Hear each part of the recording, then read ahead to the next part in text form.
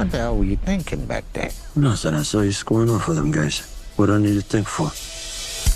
Yeah, you and me, kid. Hello everyone, and I'm back, and welcome to another Into the Void Real Review. This time we're reviewing The Bikeriders. This is directed by Jeff Nichols and draws inspiration from the photo book named The Bikeriders book by photojournalist Danny Lyon. I think this is a very interesting fact about this movie and might explain a lot of why it is the way it is. But I will get to that a little later. First off, there are a lot of great actors in this one.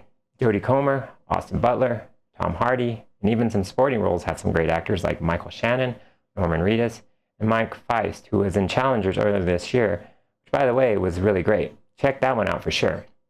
There's no shortage of great actors in this movie. The Bikeriders is based on a motorcycle gang named the Vandals, originating in the 1960s after Johnny, played by Tom Hardy, decides to form the gang after watching motorcycle culture on TV. I forget what inspires him, maybe boredom, or maybe it's a feeling of wanting to belong to something bigger than himself. The movie doesn't go into too much detail on this, so my facts are a little fuzzy here. All you need to know is that this is a somewhat fictional retelling of 1960s motorcycle culture.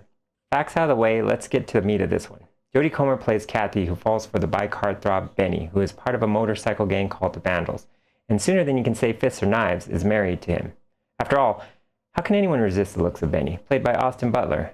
And not only that, but his puppy dog loyalty apparent when he waits outside all night and day after meeting Kathy at a biker bar where sparks ignited earlier. Poor Kathy doesn't know what she signed up for because she essentially marries the biker culture for better or worse. And I'm thinking it's mostly for worse because she does put up with a lot from Benny, whose loyalty to the Vandals is on par with having a mistress on the side. Except this mistress is none other than Johnny, played, like I said, by Tom Hardy, with a reserved, cool, no bullshit demeanor that quickly devolves to what the hell has happened to my once wholesome creation. This is a story of a motorcycle gang where the older members become too soft for the younger, tougher generation who have no moral compass or sense of honor that they wish to maintain. Forget fists or knives, we're bringing a gun to this fight. And if you're wondering what the fists or knives comes from, it's inherently the thing Johnny asks whenever his leadership is threatened by some up-and-comer who wants to take over the Vandals. I don't want to get into specifics much, but let's just say that the Bikeriders is more fists than knives. It has a lot of revving with little to no drive. I was all excited to watch this movie thinking that it would be cool to go back and see the beginnings of motorcycle culture. Cool 60s music tracks, danger, intrigue. But I just found it a little lacking in all these things. It was all a little boring to say the least. And I'm as disappointed as anyone else because I'm sure the true story isn't like that.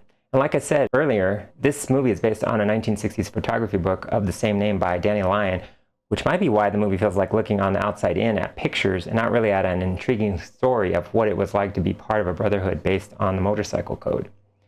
There are only pictures of these people and not really a story behind them, and it's a shame because I would have liked to know more about them. And then by the time the story winds down and the movie explains where these people are now, I really didn't care because the investment wasn't there. Now, the story is told through an interview with Kathy, played by, like I said, Jodie Comer, whose performance I can say may be divisive for people. On one hand, some people may like or hate her accent, and her naiveness or naivety that's on display might turn off some. But I think in general, she was one of the highlights of the movie.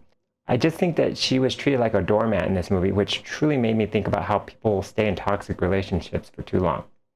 Let's just say she has a heart of forgiveness that is more honorable than any motorcycle code that Benny truly tries to uphold. This is a movie I only experienced on a surface level. It was like looking at a photo album without the nostalgia to back it up. It left me feeling a little empty and not caring in the end. I give The Bikeriders a 6 out of 10. Thank you guys for watching, and I'll see you in the next one.